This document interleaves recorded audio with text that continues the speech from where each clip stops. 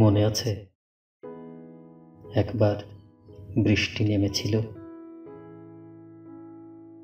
একবার ডাউন ট্রেনের মতো বৃষ্টি এসে থেমেছিল আমাদের স্টেশনে। সারা দিন জল ডাকাতের মতো উৎপাত শুরু করে দিয়েছিল তারা। ছোটখাটো রাজনীতিকের মতো পাড়ায় পাড়ায় জুড়ে দিয়েছিল অথৈ স্লোগান। তবু কেউ আমাদের কাঁদা ভেঙে যায়নি মিটিংয়ে। থিয়েটার পণ্ড হলো। এ বৃষ্টিতে সভা আর তাসের আড্ডার লোক ফিরে এলো ঘরে। ব্যবসার হলো ক্ষতি, দারুণ দুর্দশা। সারাদিন অমুক নিপাত যাক, অমুক জিন্দাবাদ, অমুকের ধ্বংস চাই বলে আর হাবিজাবি হলো না পাড়াটা। ভদ্র শান্ত কেবল কয়েকটি গাছ বেফাঁস নারীর মতো চুল ঝাড়ল আঙিনায়। হঠাৎ বাতাসে আর পাশের বাড়িতে কোনো হারমোনিয়ামে শুধু উঠতি এক আগ্রহী গায়িকা স্বরচিত মেঘমালা গাইল ৩ বার।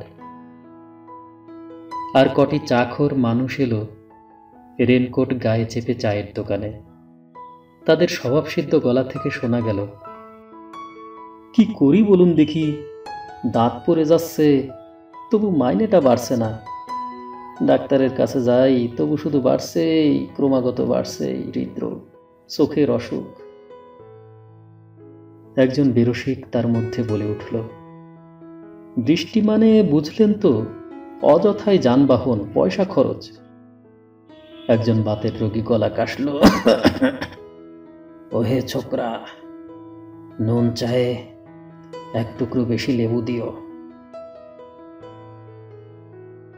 তাদের বিভিন্ন সব জীবনের খুঁটিনাটি দুঃখবোধ, সমস্যায় তবু সেদিন বৃষ্টিতে কিছু আসে যায়নি আমাদের। কেননা সেদিন সারাদিন বৃষ্টি পড়েছিল।